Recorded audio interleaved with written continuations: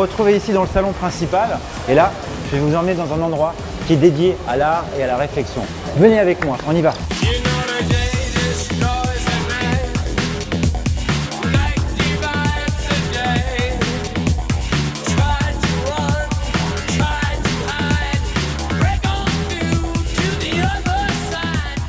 Voilà, on y est. Je vais vous emmener dans un endroit sous-sol. Ils sont en train de travailler des matières, des textures et des volumes dans l'espace.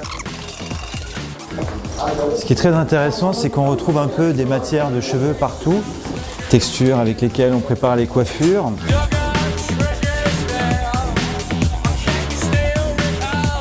Je vais vous présenter Ismeri, jeune talent 2007, qui est en train de travailler sur sa coiffure, qu'elle est en train de faire en coulisses, que vous allez voir après. Il y a aussi une différence entre les coiffures éditoriales et les coiffures avant-garde. Les coiffures éditoriales sont faites à partir de cheveux naturels, il n'y a que des cheveux naturels, et tout ce qui est avant-garde, il y a des cheveux artificiels à l'intérieur.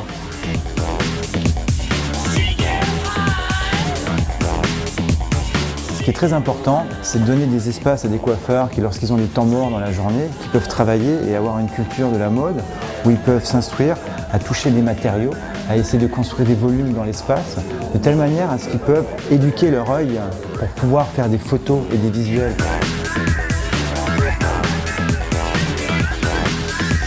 Là, par exemple, ils sont en train d'avoir une réflexion sur les modèles, à savoir quel modèle va être utilisé pour une coiffure avant-garde, pour une coiffure édito.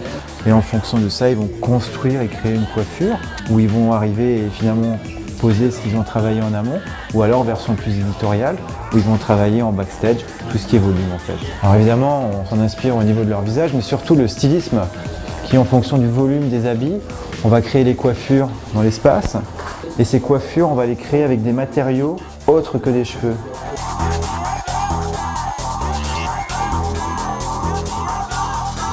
Passer son temps à feuilleter tous ces magazines, finalement, va nous éveiller le sens du goût et le sens du grain de la photo aussi. Et surtout, les idées de conception pour une photo. Et de telle manière à ce qu'on va pouvoir apprendre à juger un maquillage, un volume, un stylisme.